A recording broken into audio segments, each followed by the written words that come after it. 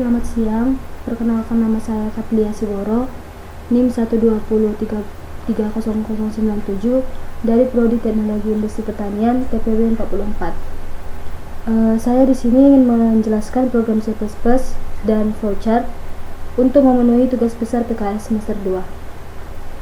Di sini saya memilih materi fisika mengenai hukum ohm. Mengapa saya memilih hukum ohm? Karena banyak sekali penerapan hukum ohm di dalam kehidupan kita sehari-hari, seperti bola lampu pijar dan setrika listrik. Oke, di sini kita masuk ke program yang pertama. Di sini saya membahas tentang hukum ohm. Di sini kita mencari tentang volt, ampere, dan intensitasnya. Nah, yang pertama di sini kita buat in pilihan. Di sini ada array R, array V, sama array I.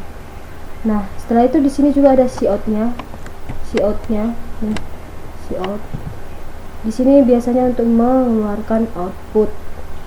Nah, di sini kita masukkan pilihan antara ini, pilihan.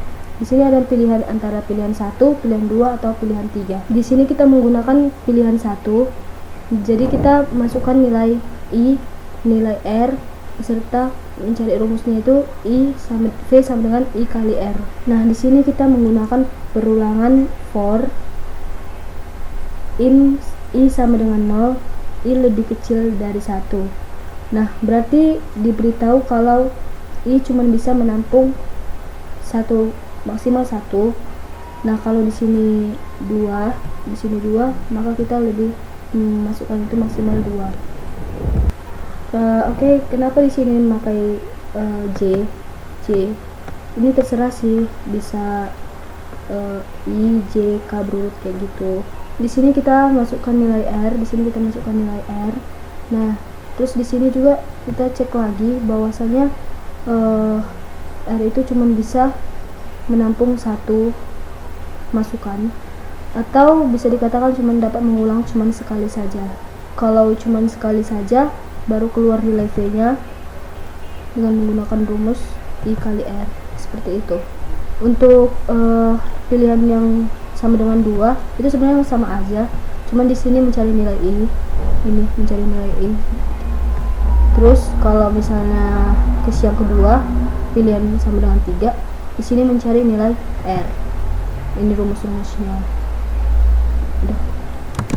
Ini rumus-rumusnya seperti itu. Kemudian untuk program yang kedua lebih simpel. Program ini tentang pengeluaran komponen ekstraseluler dan subseluler. Di program yang pertama kan tadi kita milih. Nah, yang di sini nggak usah milih, kita tinggal nekan antara 1 atau 2. Nah, dia langsung akan mengeluarkan outputnya. Di sini array yang pertama bisa menampung 12 elemen yang berisi string. String itu kan dapat berupa huruf, angka, maupun teks. Nah, di sini kelihatan ada 1, 2, 3, 4 sampai 12. Nah, yang di bawahnya ada 3, 1, 2, dan 3. Nah, di sini sama kok kayak yang tadi, kita milih outputnya 1 atau 2. Ketika kita milih 1, maka dia akan mengulang sebanyak 12 kali. I lebih kecil sama dengan 12. Nah, kalau I plus-plusnya ini menandakan bahwa dia akan bertambah terus, dari 1 langsung ke 2, ke 3, ke 4, sampai ke 12, seperti itu. Nah, kalau kita milih 2, maka dia akan sama kayak keluarkan kayak tadi, cuman posisinya dia ada 3, maka dia akan mengerepeat sampai 3 kali. I plus-plusnya juga akan merepeat sampai 3 kali. Terus kalau kita nggak milih 1 atau 2 sama sekali, maka dia akan ke sini. Keterangan opsi tersebut tidak ada dalam program. Seperti itu penjelasan dari saya program pertama dan kedua. Oke, selanjutnya kita masuk ke flowchartnya. Nah, di sini saya menggunakan kode flowchart. Kita cari dulu mana program yang mau kita cari.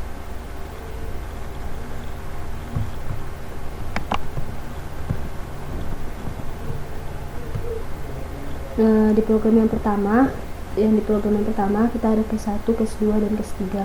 Ketika kita pilih satu, maka ke bawah ini rumus-rumusnya sama kayak tadi. Simbol yang kayak gini itu untuk percabangan, dan simbol yang kayak gini untuk perulangan. Nah, kita pilih 2 juga sama yang kayak tadi, kita milih ini. Nah, sama yang kayak tadi, seperti itu. Di sini udah dikasih tahu keterangannya gitu. Terus kita masuk ke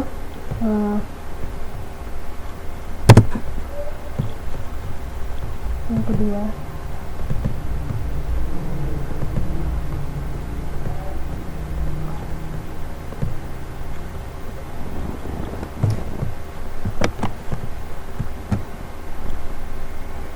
Untuk program yang kedua tinggal masukin input dan outputnya. Terus kita milih satu, dia akan masuk ke sini. Nah, itu akan diulang sebanyak 12 kali, lalu dia akan masuk ke sini, akan habis. Terus kita ketika milih 2, nah dia akan mengulang sebanyak 3 kali, kemudian habis. Terus yang ketiga di sini ketika kita nggak milih sama sekali dan dia masuk ke opsi tersebut tidak ada dalam, begitu, seperti itu. Sekian penjelasan dari program yang telah saya buat untuk memenuhi tugas besar PKS semester 2. Akhir kata saya ucapkan sekian dan terima kasih.